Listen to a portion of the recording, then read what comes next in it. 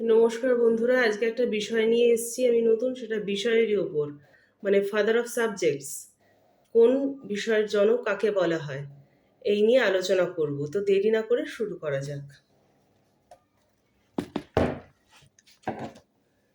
The father of economics Adam Smith. The father of mathematics Archimedes.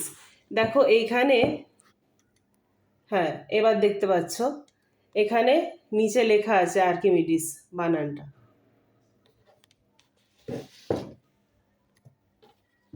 The father of biology, Aristotle.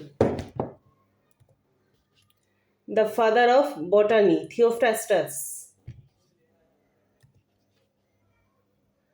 The father of computer, Charles Babbage. The father of history, কাকে বলা হয় জানাতে হবে কোথায় না কমেন্টে। Thank you.